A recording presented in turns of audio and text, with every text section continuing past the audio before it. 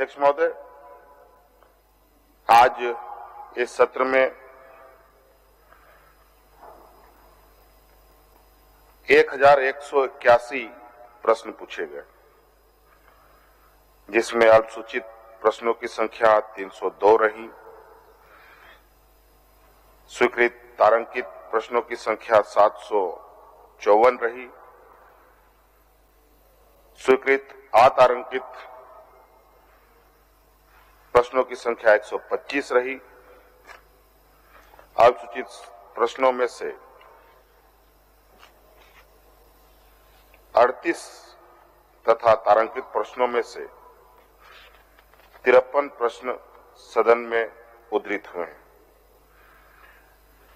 कुल 1016 प्रश्नों के उत्तर विभाग से प्राप्त हुए तथा 165 प्रश्न का उत्तर विभाग के पास लंबित रहे। अध्यक्ष महोदय, साथ साथ में 44 गैर सरकारी संकल्प रहे। अध्यक्ष महोदय,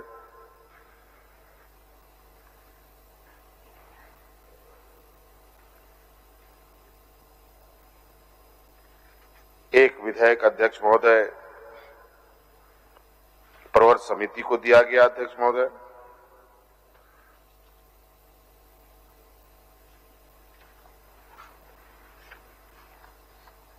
इस तरीके से अध्यक्ष महोदय कई चीजों पर चर्चाएं हुई। कृषि बिल हो अध्यक्ष महोदय या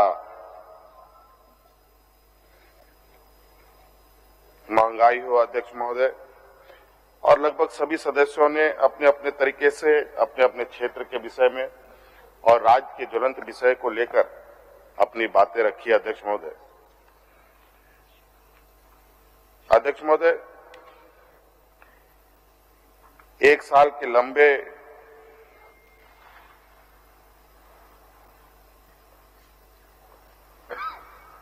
चुनौती भरा वक्त बिताने के बाद, क्योंकि पहला सत्र जब था उस समय हम लोग पूरे दुनिया पर फैली वैश्विक महामारी उसी समय से शुरुआत हुई थी और आज भी वो वैश्विक महामारी हम लोग के इर्द गिर्द ही घूम रही है। और आज हमने पता किया कि आज हमारे राज्य में भी ये वैश्विक महामारी धीरे धीरे अपना पैर पसारने की कोशिश कर रहा है। आज लगभग 450-500 के लगभग संक्रमित लोग पाए गए हैं। अध्यक्ष महोदय, जिसमें रांची जमशेदपुर सबसे अधिक संख्या में आई है। अध्यक्ष महोदय, गुमला से भी आ रहे हैं, दुमका से भी संक्रमित लोग पाए जा रहे हैं। अध्यक्ष महोदय, लातेहार से भी लोग पाए जा रहे हैं। अध्यक्ष महोदय, थोड़ी खुशी है, जहां सबसे अधिक लोग प्रवासी होते हैं यहां से, वो गिरिडीह जिला। अध्यक्ष महोदय, हालांकि अभी इस विषय पर मैं और तह तक जाने की प्रयास करूंगा कि गिरिडीह जिला में शून्य आंकड़े दिखा रहा है। अध्यक्ष महोदय, और देश के पैमाने में देखें तो ये भी बहुत तेजी से अध्यक्ष महोदय ये संक्रमण दूसरी वेव बन के सामने आ रहा है। तो ये चुनौती लगता है फिर से हम लोग के सामने एक विकराल रूप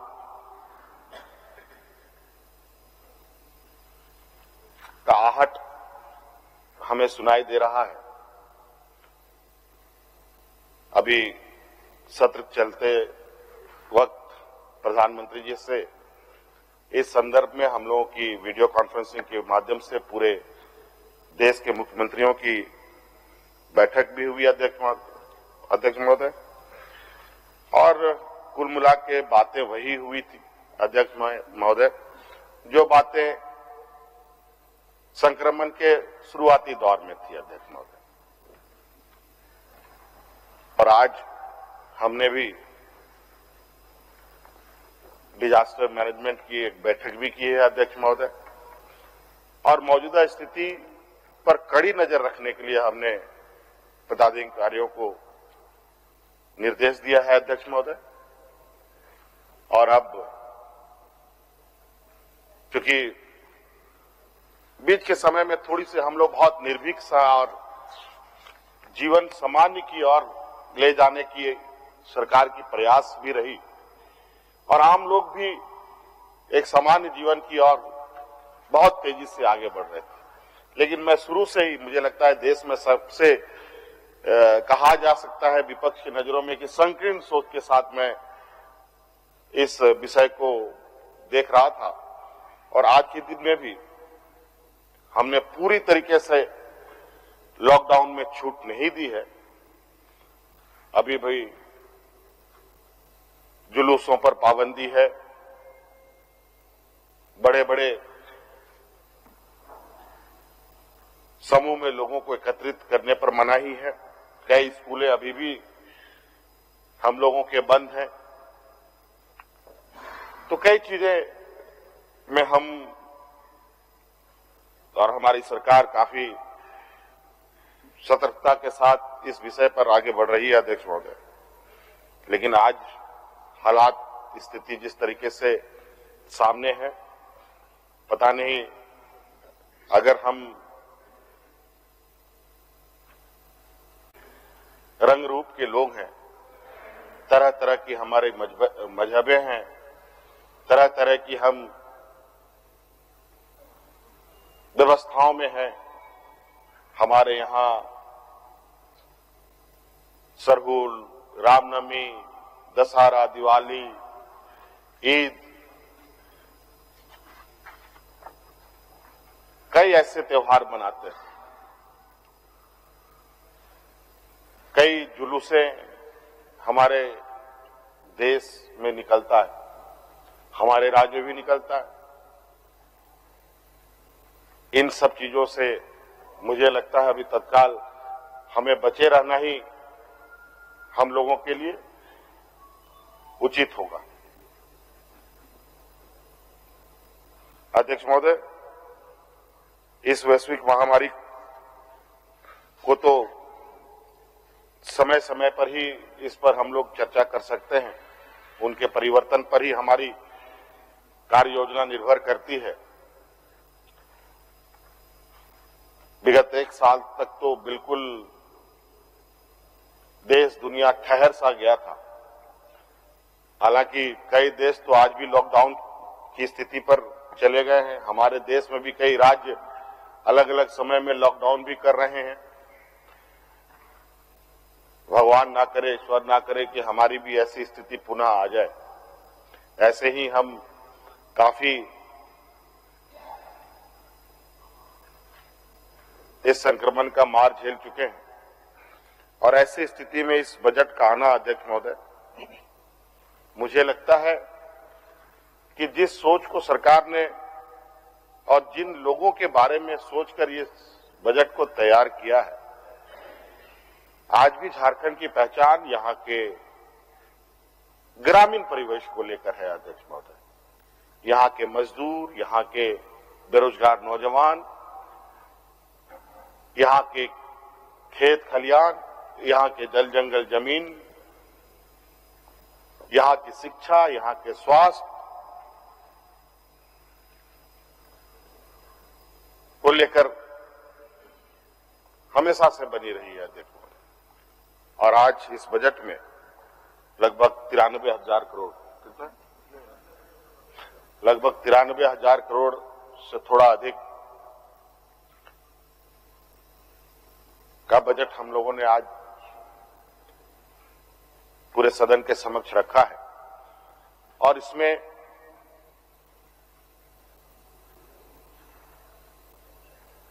ये बजट जिन क्षेत्र की ओर इशारा कर रहा है, उन क्षेत्रों में आप देखेंगे अध्यक्ष महोदय, सरकार के कार्य प्रारंभ भी हो चुके हैं। ग्रामीण क्षेत्रों में किस तरीके से हमारे लोग के हाथों में क्रय शक्ति अधिक हो, उनकी आमदनी कैसे अधिक हो, इस पर हमारा फोकस है अध्यक्ष महोदय। एक निश्चित लक्ष्य के साथ घर घर में स्वच्छ पानी पहुंचाने का कार्य योजना सरकार का है अध्यक्ष महोदय। शिक्षा के क्षेत्र में लगभग 2000 करोड़ रुपए खर्च कर 5000 स्कूलों को आधुनिक स्कूल के रूप में विकसित करने का सरकार का कार्य योजना है अध्यक्ष महोदय। बड़े पैमाने पर शिक्षक नियुक्ति को लेकर के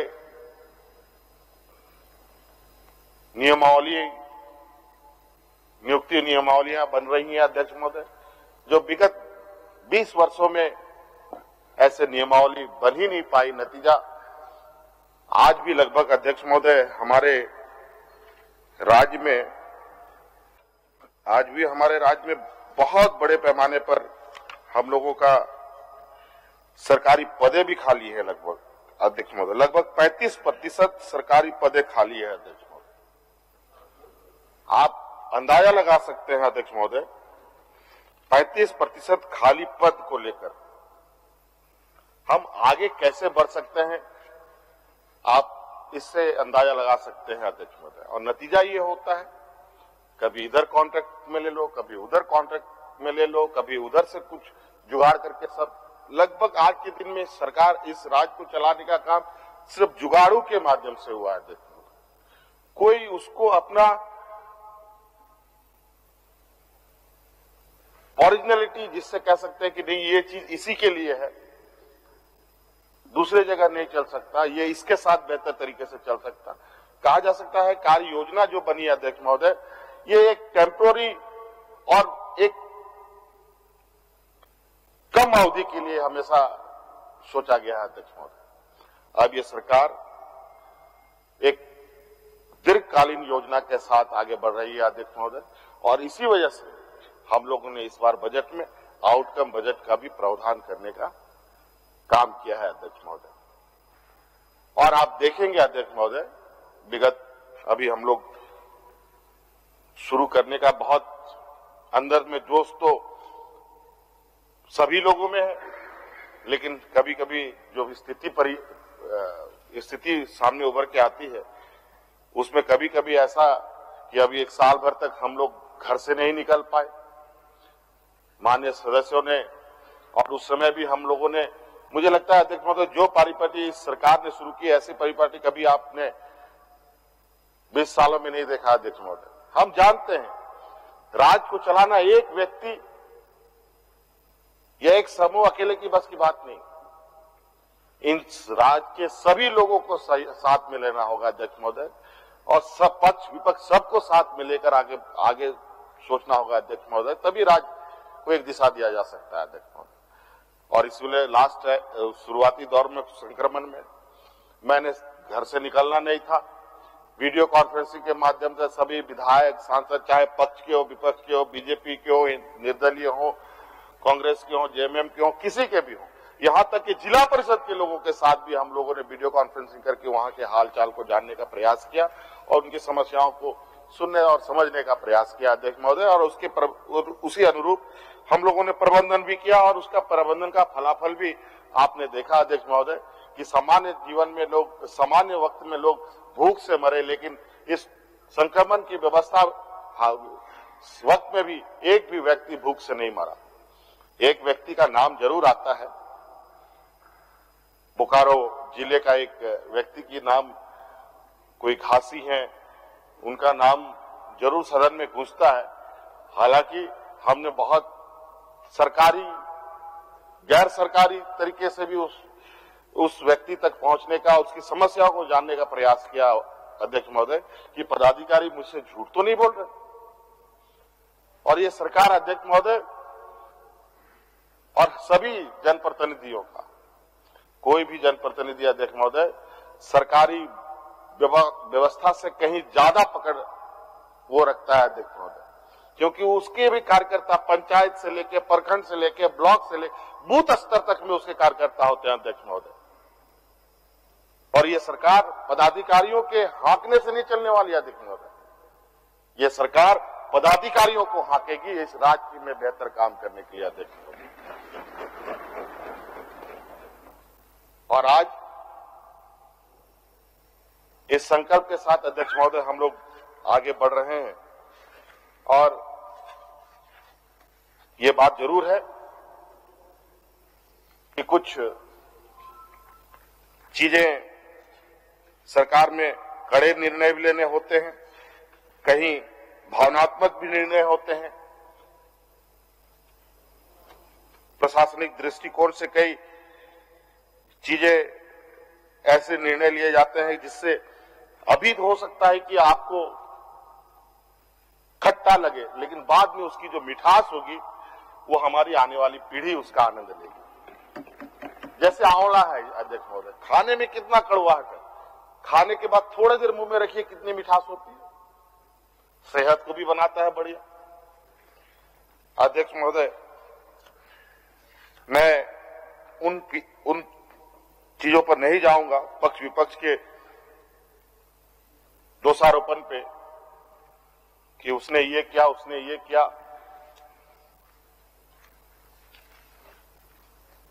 और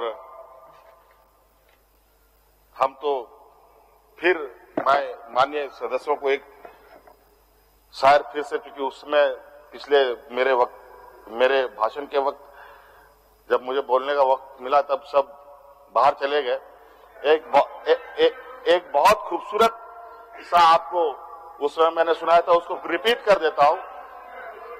नहीं आप लोग जाइएगा नहीं, उसको मैं एक बार फिर से रिपीट कर दे रहा हूं ताकि अच्छी चीजें आएंगी।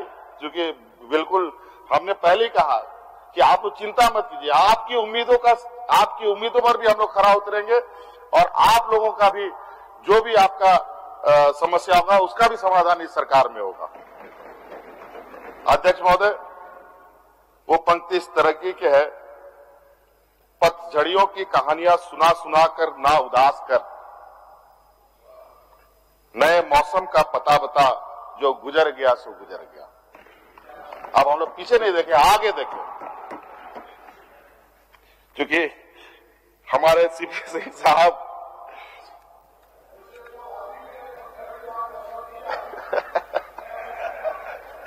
तो कोई दिक्कत नहीं है।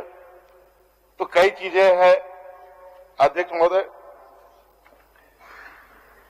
ऐसा नहीं है कि सरकार ने कोई कदम नहीं उठाया, भले टेढ़ा मेढ़ा चला जरूर, ऐसे करते हुए जुगाड़ वैसा कहीं लगा के जरूर किसी तरीके से 5 साल इन लोग पूरे कर लिए, सफर तय कर लिए।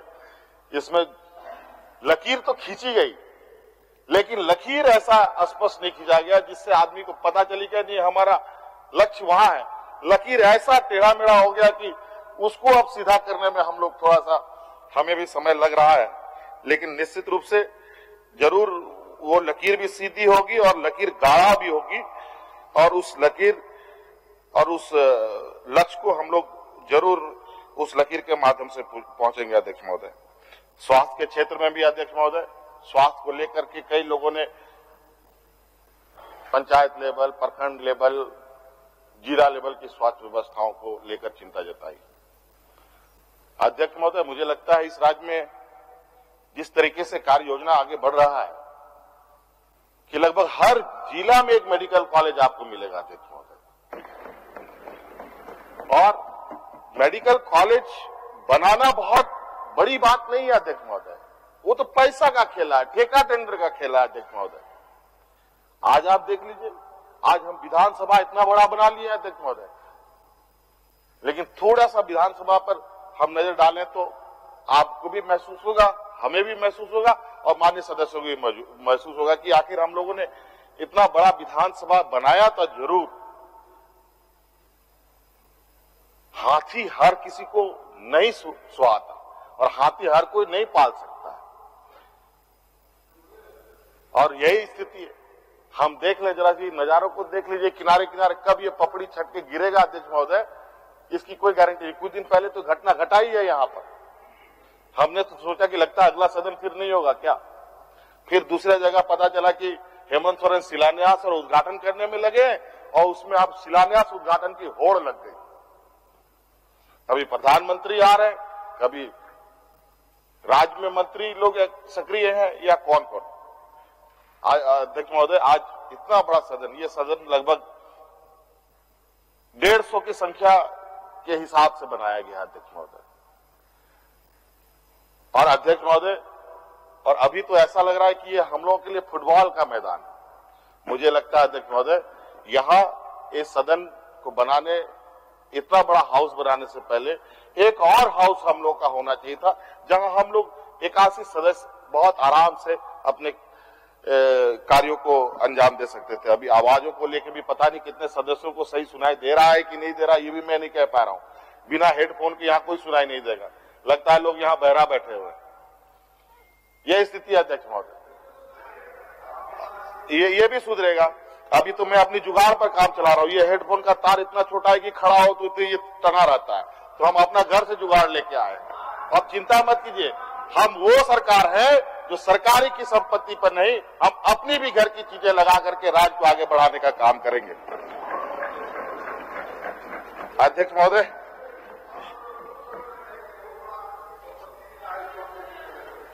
और संपत्ति भी ऐसा आप लोगों ने कर रखा है,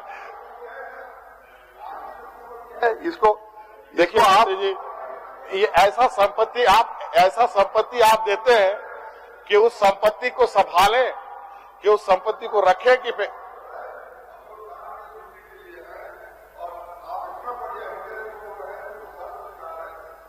विपक्ष की ओर मत जाइए, विपक्ष के नेता मत बनिए।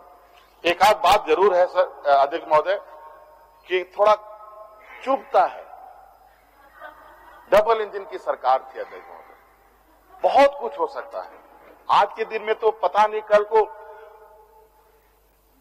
किस तरीके से मेरे साथ व्यवहार होगा, इस सरकार के साथ व्यवहार होगा, ये कहना बड़ा मुश्किल है, क्योंकि आज के दिन में राजनीतिक परिभाषा बदली हुई है। और डबल इंजन की सरकार के समय मैं तो इस बात को सार्वजनिक रूप से प्रधानमंत्री जी के समक्ष भी उद्धृत करता हूं अध्यक्ष महोदय। हम आज देश में ये स्थिति नहीं है अध्यक्ष महोदय कि हम इस देश के बूढ़े बुजुर्गों को पेंशन देने के भी हमारे देश के में पैसा खजाना खाली हुआ पड़ा है अध्यक्ष महोदय। हमने प्रधानमंत्री जी को हाल में कहा, 1 नेशन 1 टैक्स। एक अभी कल परसों ही हम बंगाल चुनाव या असम चुनाव में कोई भाषण देख रहे थे कि इनके वरिष्ठ नेता सारा चीज 1 नेशन 1 टैक्स, 1 नेशन 1 इलेक्शन, एक का रट लगाने पे लगे हैं। तो इस देश में मजदूरों के लिए एक समान मनरेगा में हम लोग क्यों नहीं उनका ये मानदेय फिक्स किया अध्यक्ष महोदय से, जो उनको मजदूरी देते हैं अध्यक्ष महोदय, सबका ऊपर नीचे, और उसमें सबसे नीचे झारखंड, कहीं 300, कहीं 400, कहीं 200, कहीं 250, और हमारे यहाँ 195। और आज यही वजह है जो मजदूरों के लिए रीढ़ की हड्डी माने जाने वाली योजना अध्यक्ष महोदय, मनरेगा योजना अध्यक्ष महोदय, उससे लोगों का मन ना मन ना भटके अध्यक्ष महोदय।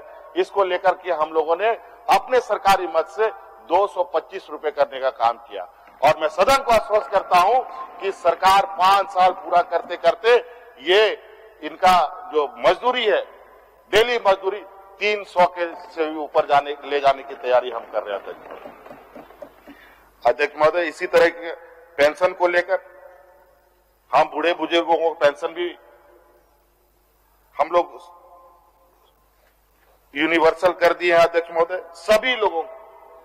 अब कोई इस राज्य में एपीएल बीपीएल की जरूरत नहीं पड़ेगा। 60 साल का बुजुर्ग होगा, किसी भी उम्र की महिलाएं होंगी, कोई भी विकलांग होगा, या कोई भी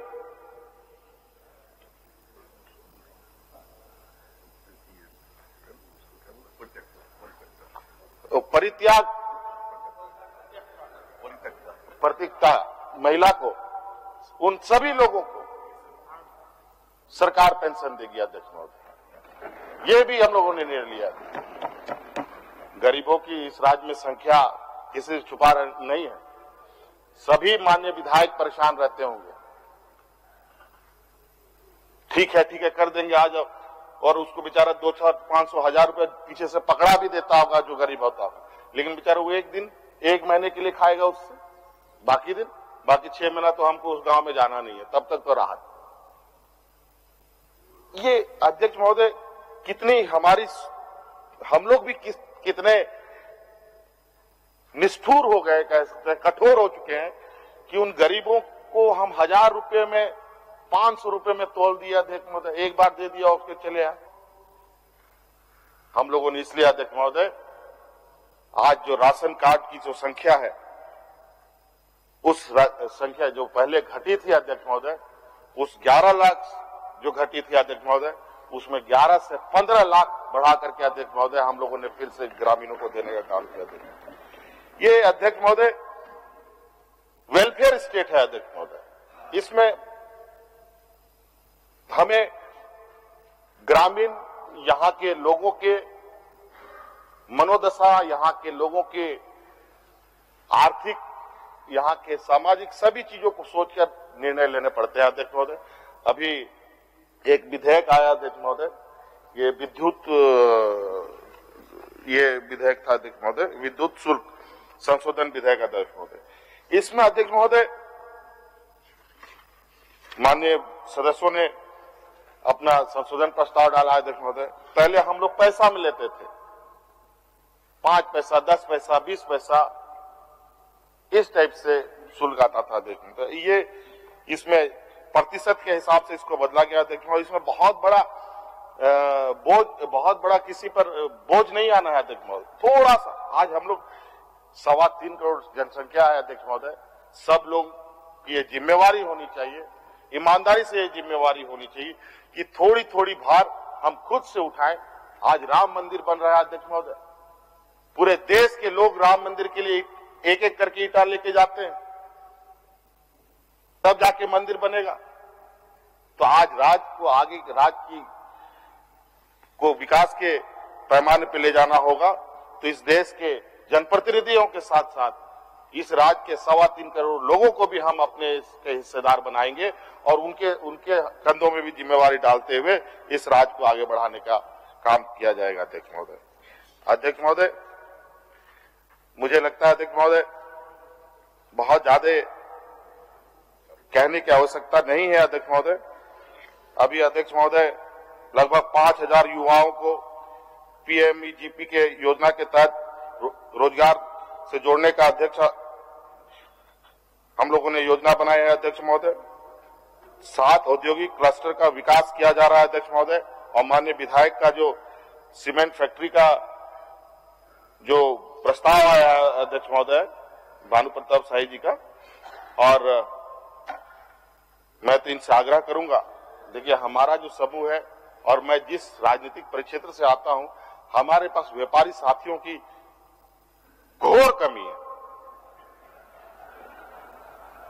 मतलब खोजते खोजते रहेंगे, गलती से मिल गया तो वो ऐसा मिलेगा कि खुद इस हालत में है कि अगला किसको मदद करेगा। लेकिन आपके समूह में व्यापारियों की एक जमात, क्या एक पूरा भरा हुआ ये है। मेरे पास कोई ऐसा सीमेंट फैक्ट्री का लोग हमारे पास प्रस्ताव लेके नहीं आए हैं। अगर हम आपसे चाहेंगे, आपसे विनम्र प्रार्थना है कि आप आदमी को लेके आइए, सरकार उसका भव्य स्वागत करेगी और इस शर्त के साथ कि वहां पर वो सीमेंट फैक्ट्री लगाए, उसको जो सुविधा देना होगा राज्य सरकार देने को तैयार है। इसलिए अध्यक्ष महोदय, हम लोगों का बिल्कुल सोच अस्पष्ट है अध्यक्ष महोदय। इस वजह से मान्य सदस्यों के, इसमें तो कई भी लोग ऐसे भी हैं जो खुद भी व्यापार करते हैं। भानु जी भी लगा सकते हैं, मनीष जी भी लगा सकते हैं, उधर शिक्षण संस्था में हमारे खुशवाहा जी हैं, सभी लोग हैं अध्यक्ष महोदय। यहाँ तो सब के हाल बहुत बुरे हैं अध्यक्ष महोदय, इसलिए सोनू जी हैं, हाँ? स्वदीप कुमार सोनू जी हैं, गिरिडीह वाले आपके जो माननीय विधायक हैं, और मिथिलेश ठाकुर जी हैं माननीय मंत्री जी। इनसे भी आग्रह करेंगे, मिथिलेश ठाकुर जी माननीय मंत्री है उनका भी नाम लिया जाए। नहीं, वो अब पीछे दिखाई नहीं दे रहा ना, अब हम लोग फॉरवर्ड लुकिंग लोग हैं, पीछे नहीं देखना है, जो गया सो गया, अब आगे सोचो, ठीक है। इसलिए इस पर एक छोटा सा मैं कहना चाहूंगा, क्या कहा और क्या किया तुमने ये देखा जाएगा जरूर। हर पराया हक पराया खा रहे हो क्यों, ये पूछा जाएगा जरूर। अब हमें बिल्कुल लोग, अब वो दिन दूर नहीं अध्यक्ष महोदय, अब लोग सब लोगों को पहचानने लगे हैं अध्यक्ष महोदय। अध्यक्ष महोदय, आपको अभी आप देख रहे होंगे अखबारों में भी और कई सूचना तंत्रों के माध्यम से खेल को लेकर, पर्यटन को लेकर सरकार बड़े पैमाने पर सक्रिय है। अभी मैं खुद भी गया था, कुछ इस लॉकडाउन के दौरान नेतरहाट वगैरह घुमा, और बेतला हम लोगों का जो रिजर्व फॉरेस्ट है उसको फिर से उसका जीर्णोद्धार करने का निर्णय लिया है, और राज्य के कई जगह है जिसको पर्यटक स्थल के रूप में हम लोगों ने विकसित करने का निर्णय लिया है अध्यक्ष महोदय। और इसको मुझे लगता है कि सरकार ने सिर्फ कागजी कार्रवाई नहीं की, अभी आपको ये दिखने भी लगेगा, कुछ चीजें तो दिख भी रही हैं। अभी खिलाड़ियों का खेल के क्षेत्र में देखेंगे, सिमडेगा जैसे सुदूरवर्ती क्षेत्रों में, जहां मैं चुनाव प्रचार के दौरान गया था अध्यक्ष महोदय, मेरे चुनाव प्रचार में मुझे लगता है कि वहां 25 लोग से अधिक नहीं था अध्यक्ष महोदय, 25 लोग भी नहीं था, लेकिन मैं प्रचार में चला गया।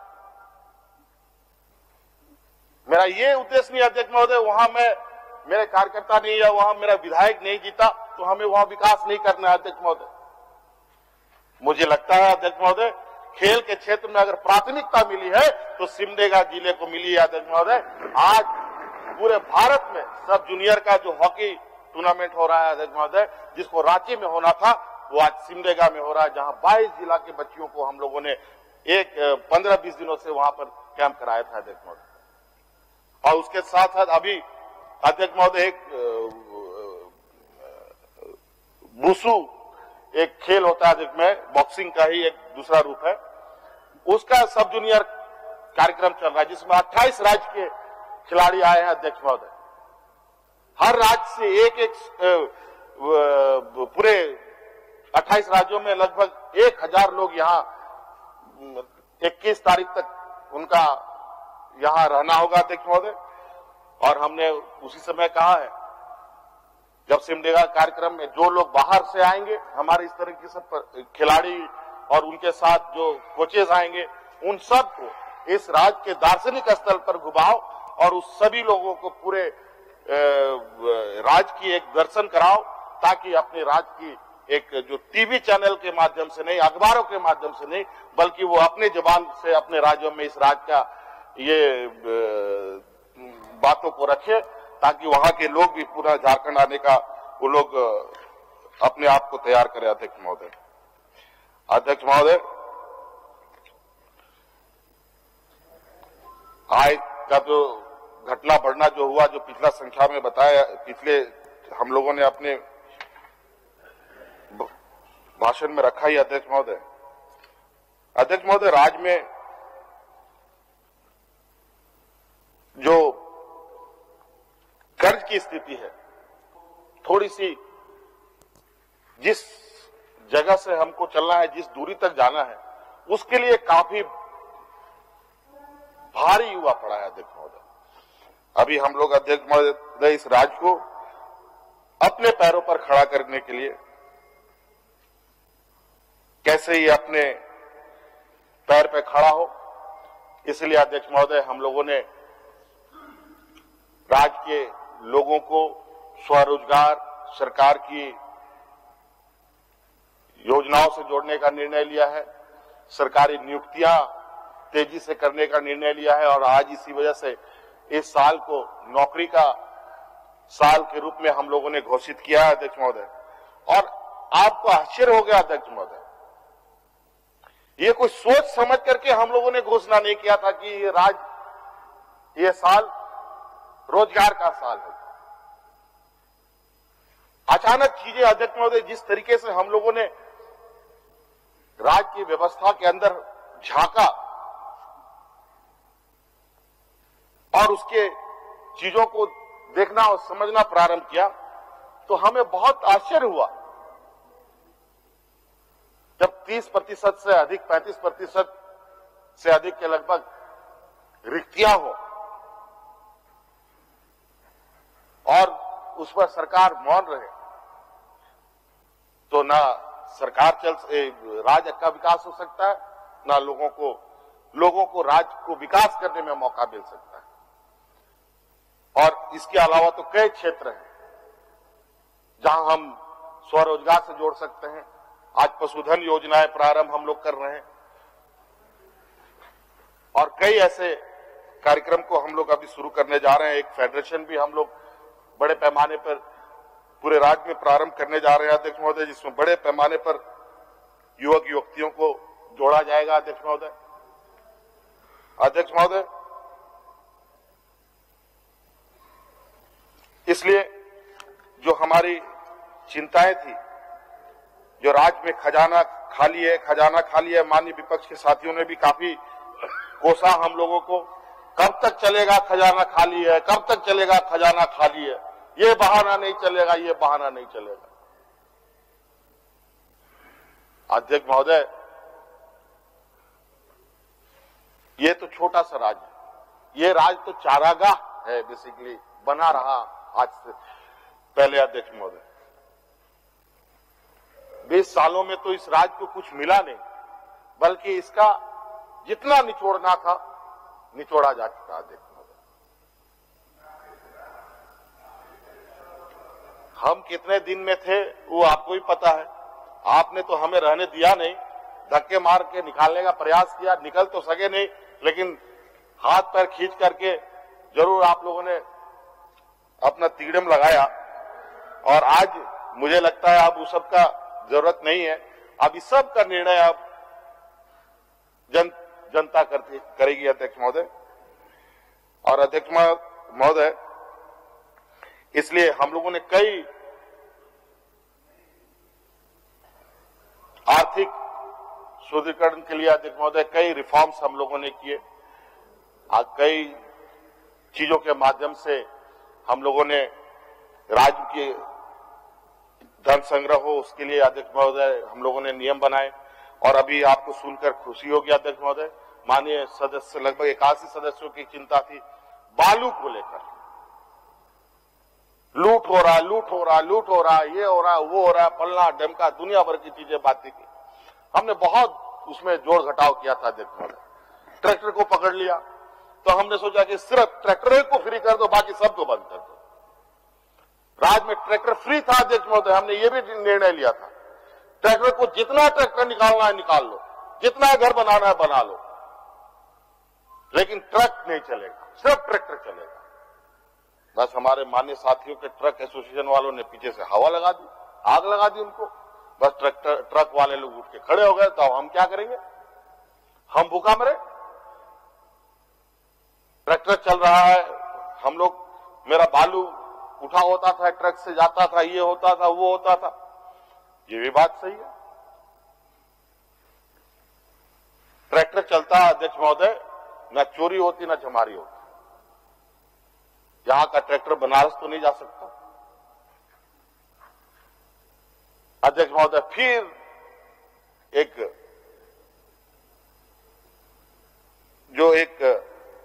मानसिक दबाव होता है, कभी कभी कुछ दबाव ऐसे होते हैं कि उससे होने जानी कुछ नहीं है अध्यक्ष महोदय, बस होगा तकलीफ आपको थोड़ा ज्यादा होगा, बस थोड़ी देर के लिए।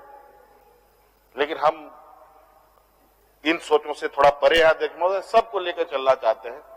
फिर हम लोगों को अपना निर्णय बदलना पड़ा, हमने फिर ट्रक के लोगों को भी इसमें शामिल किया अध्यक्ष महोदय।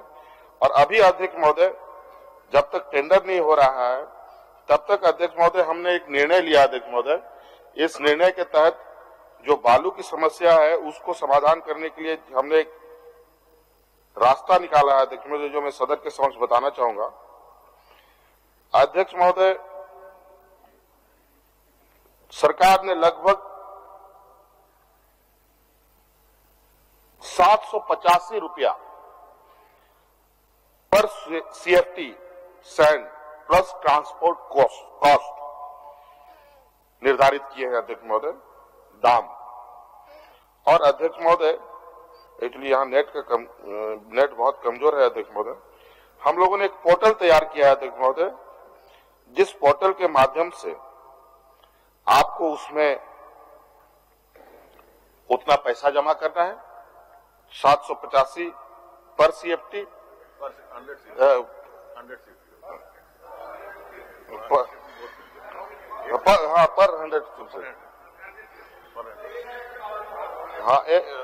प्लस ट्रांसपोर्टेशन, उसका पैसा आप जमा कर दीजिए, वो बालू आपको घर में पहुंचा देगा ऑनलाइन, किसी को भी आप जमा कीजिए, बालू आपके पास। अध्यक्ष महोदय, ये एक्चुअली खुल नहीं रहा है, वेबसाइट का भी मैं आपको डिटेल दे दूंगा, अभी कल परसों पेपर में भी आ जाएगा, इसको बहुत बढ़िया तरीके से छपवा दूंगा। यहां खुल रहा है।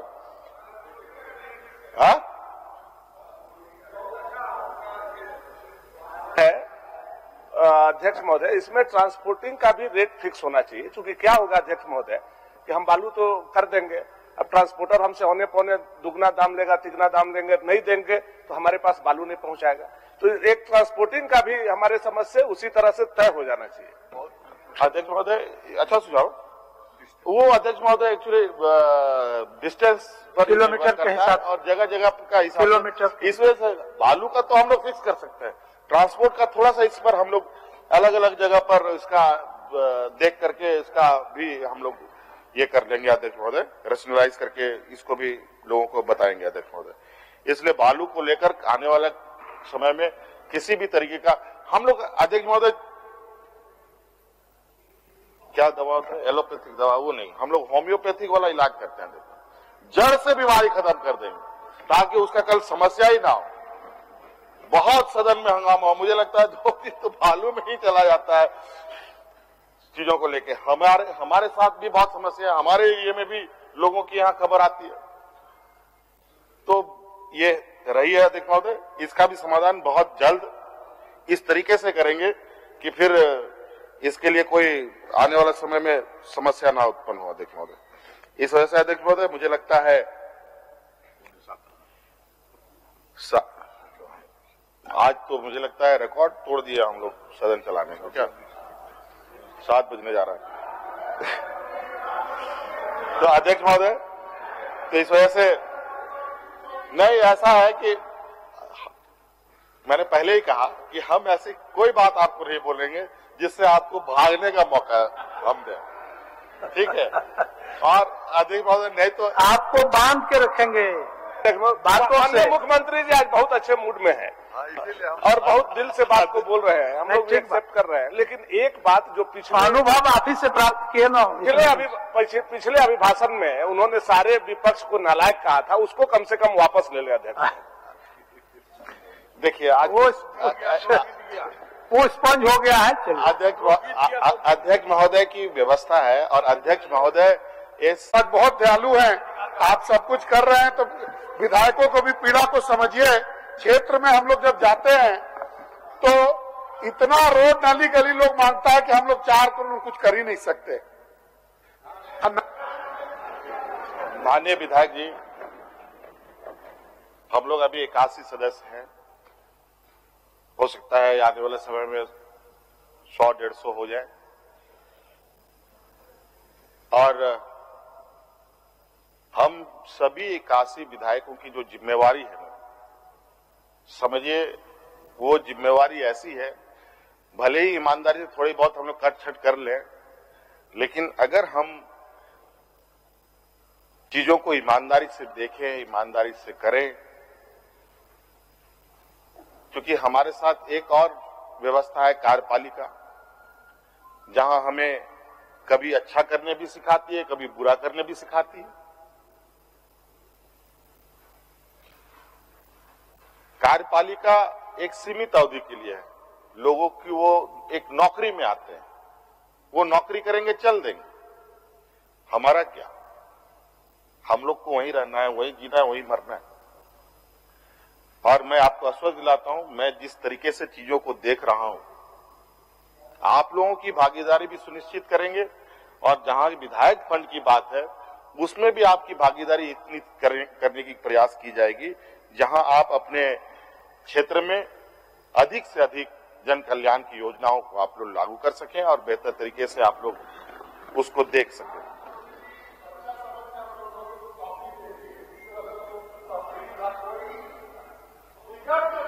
मुख्यमंत्री जी इसको घोषित कीजिए कि कोई फिगर कुछ आए। देखिए आपने जो मुझे बटुआ दिया है वो खाली करके बटुआ दिया है, ठीक है। अभी उसमें एटीएम कार्ड वगैरह डालने दीजिए थोड़ा, उसके बाद अभी थोड़ा सा और हम लोग आगे चलेंगे। अभी पता नहीं फिर संक्रमण में फिर घर से लोगों को फिर खिलाना पड़े, राजकोष से खिलाना पड़े, तो एक नई समस्या आ जाएगी। इस वजह से अध्यक्ष महोदय, राज्य की हर संवेदनशील पर बातों पर सब लोगों को सहमति होनी चाहिए। आज केंद्र के पास हमारा कोयला कोल इंडिया में हजारों करोड़ रुपए बकाया है, वो पैसा दिलाने में माननीय विपक्ष के लोग सहयोग कर ले थोड़ा। हमारा जैसे डीवीसी जैसे लोग हमें आंख तरेड़ते हैं, उनसे भी निजात के लिए आप सहमति बताए अध्यक्ष महोदय। और आज अध्यक्ष महोदय जो हमारा भारत सरकार से पैसे काटे जा रहे हैं उसको रोकने के लिए भी माननीय सदस्य हमें सहयोग करें कि ना काटा जाए। और हम तो अध्यक्ष महोदय सरकार पे रहे या ना रहे, या रहते हैं या नहीं रहते हैं, हमारी सुर एक ही रहती है। राज्य के लोग 3.25 करोड़ लोग हमारे सोच में होते हैं अध्यक्ष महोदय, और उनके सोच उनके भावनाओं के अनुरूप हम लोग निर्णय और कार्य योजना बनाते हैं अध्यक्ष महोदय। और मुझे लगता है कि आज जिस तरीके से राज्य की जनता कई सूचनाओं के माध्यम से उनकी भावनाओं से अवगत होता हूं, तो काफी उम्मीदें दिखती है अध्यक्ष महोदय किसी भी सरकार से, और उस सरकार की संवेदनाएं उनके कार्य योजना के माध्यम से ही दिखती है, झलकती है अध्यक्ष महोदय। और अध्यक्ष महोदय इस मामले में विगत साल भर जिस तरीके से हम लोग संक्रमण से बाहर आए, फिर संक्रमण में जा रहे हैं कि नहीं जा रहे हैं तो नहीं कह सकते, लेकिन जीवन सामान्य करने पर के साथ साथ हम लोग इस सतर्कता को बरतने का भी प्रयास कर रहे हैं कि ऐसा संक्रमण हम लोग की वजह से ना फैले। और मुझे लगता है अध्यक्ष महोदय ये अभी चुनौती हमारे सामने अभी भी है, और हम सबको आज इस समय में एक साथ खड़े होने की आवश्यकता है, एक साथ राज्य की जनता को सुरक्षित रखने की आवश्यकता है। और हम चाहेंगे कि हम तो ये प्रयास करेंगे कि हर अब एक समय सुनिश्चित कर जिलावार हम फिर ऐसी बैठक करें जैसा हम लोग वर्चुअल ये से मिले थे। हम माननीय सभी विधायकों से, पक्ष विपक्ष के लोगों से भी हम मिले।